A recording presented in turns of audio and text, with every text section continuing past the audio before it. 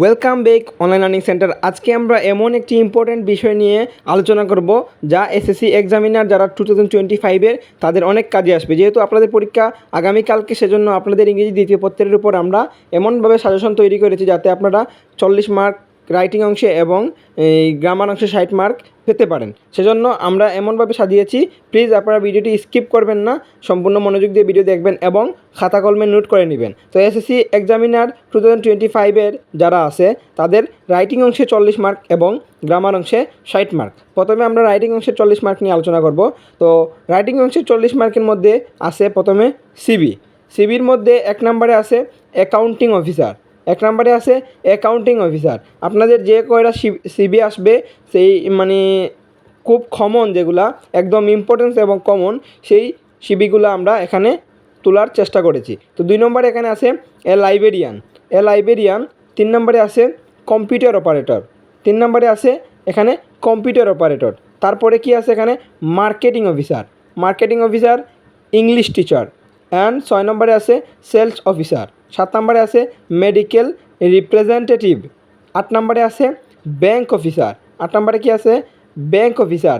9 নম্বরে আছে assistant teacher. 10 নম্বরে আছে ক্যাশিয়ার। এই যে সিবি দিলাম আপনাদেরকে, এই 10টা সিবির মধ্যে আমি আশা করি 100% গ্যারান্টি দিচ্ছি না, তারপরেও 95% গ্যারান্টি দিয়ে বলতে পারি, এই যদি সিবি থেকে আসে তাহলে অবশ্যই এই 10টা সিবির মধ্যে আসবে।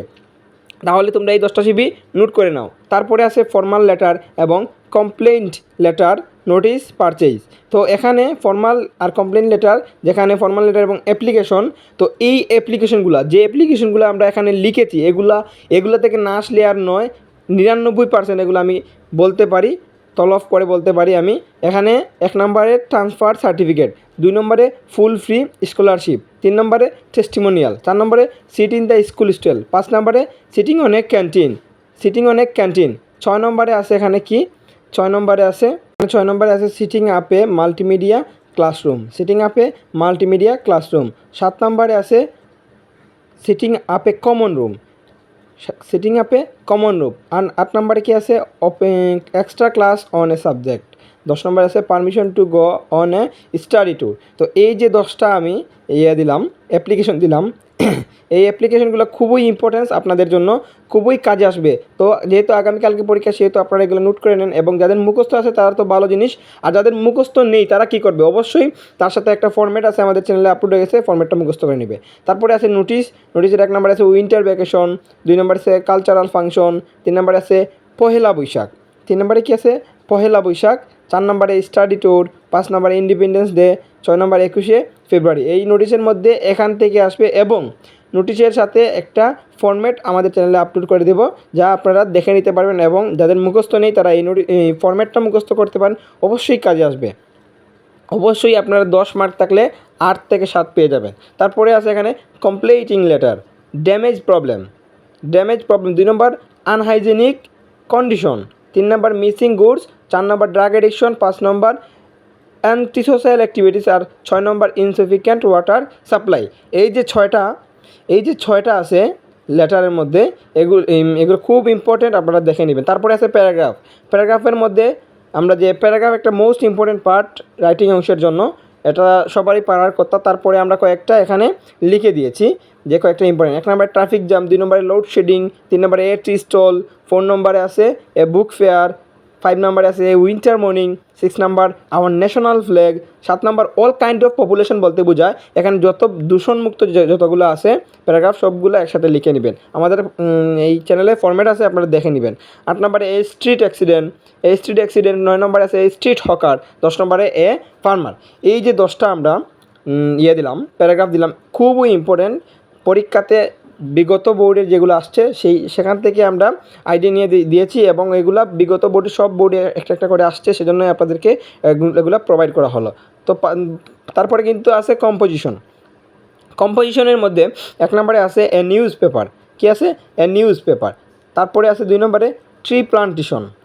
2 নম্বরে কি আছে ট্রি প্লান্টেশন।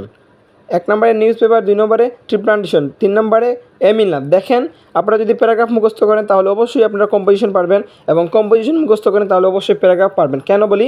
কারণ এই প্যারাগ্রাফে যা আছে কম্পোজিশনও সেম আছে, কিন্তু প্যারাগ্রাফে যা আছে কম্পোজিশনও সেম আছে। যেমন দেখেন এখানে মাই ফেভারিট হবি প্যারাগ্রাফেও আছে, a journey, physical exercise, a village fair, all kind of population, a village market, my childhood memories, এই সবগুলা কিন্তু আপনার প্যারাগ্রাফেও আছে, আবার কম্পোজিশনও আছে। তো আমি মনে করি আপনারা প্যারাগ্রাফ যদি মুখস্থ করেন তাহলে কম্পোজিশন মুখস্থ করা লাগবে না, একটু লং করে লিখতে হবে। তারপরেও আমি সাজেস্ট করছি যে আপনারা কম্পোজিশন মুখস্থ করবেন। কম্পোজিশন মুখস্থ করলে আপনারা কম্পোজিশনও লিখতে পারবেন, পাশে আবার কিন্তু প্যারাগ্রাফও লিখতে পারবেন, কারণ কম্পোজিশন একটু বড় করে লিখতে হয় এবং প্যারাগ্রাফ একটু ছোটো করে লিখতে হয়। তো কম্পোজিশন মুখস্থ করলে অবশ্যই আপনারা কিন্তু পারবেন এই প্যারাগ্রাফ লিখতে। তো আমি মনে করি যেটা আপনাদের যদি এই মুহূর্তে মুখস্থ না থাকে তাহলে অবশ্যই এই কম্পোজিশনের উপর এই ফরম্যাট আছে আমাদের চ্যানেলে, এবং প্যারাগ্রাফের উপর বিশালভাবে গুড সাইড ব্যাড সাইডেরও ফরম্যাট আছে। চাইলে আপনারা 5 থেকে 10 মিনিটের মধ্যে এগুলো মুখস্থ করে নিতে পারবেন, বেশি হলে আধা ঘন্টা লাগবে, কোনো সমস্যাই হবে না। আপনাদের জন্য রাইটিং অংশে অনেক মার্ক পাবেন আপনারা যদি পাস করতে চান, যারা পাস করতে চান।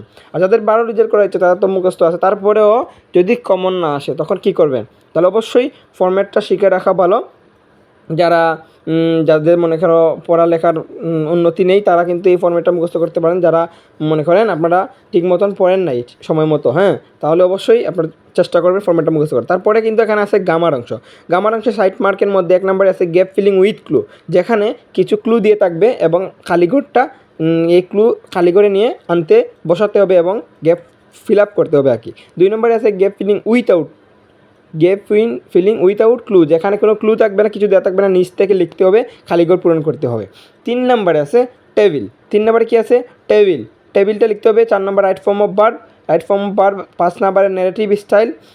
6 নম্বরে চেঞ্জিং সেন্টেন্সের উপর আমাদের ভিডিও আপলোড হয়ে যাবে একটু পরে, আপনারা দেখে নিতে পারবেন। 7 নম্বরে কমপ্লিটিং সেন্টেন্স। 8 নম্বরে সাফিক্স প্রিফিক্স। এই সাফিক্স প্রিফিক্স উপরে বিশালভাবে একটা ক্লাস আছে আমাদের চ্যানেলে, একটু দেখে নেবেন। 9 নম্বরে আছে টেক কোয়েকশন। 10 নম্বরে সেন্টেন্স কানেক্টর। 11 নম্বরে পাংচুয়েশন। এগুলো খুবই ইম্পর্টেন্ট। আপনাদের ইম্পর্টেন্টের মধ্যে আমি এখানে বলি, পাস করতে হলে এখানে কী পারবেন আপনারা। যারা মোটামুটি লেভেলের ছাত্র তারা কিন্তু এই সাফিক্স প্রিফিক্স পারবে, টেক কোয়েকশন পারবে, আর এই যে চেঞ্জিং সেন্টেন্স কিছুটা পারবে। তো বন্ধুরা, আজকের সাজেশন কিন্তু এই পর্যন্ত ছিল। যারা এসএসসি পরীক্ষার্থী আমাদের ছোটো ভাই বোন, তাদেরকে বিশেষ করে আমরা এই সারা রাত জেগে এই সাজেশন তৈরি করেছি। তো অবশ্যই ভিডিওটি ভালো লাগলে একটা লাইক করবেন, কমেন্ট করবেন, এবং যদি আমাদের চ্যানেলে নতুন হয়ে থাকেন প্লিজ সাবস্ক্রাইব করে বেল আইকন অন করে দিবেন, অল ক্লিক করবেন, কারণ এইরকম ভিডিও পেতে হলে অবশ্যই আমাদের চ্যানেলটিকে সাবস্ক্রাইব করতে হবে। ধন্যবাদ সবাইকে, ভালো থাকবেন, পরীক্ষা ভালো হোক এই দোয়া করি। ধন্যবাদ সবাইকে।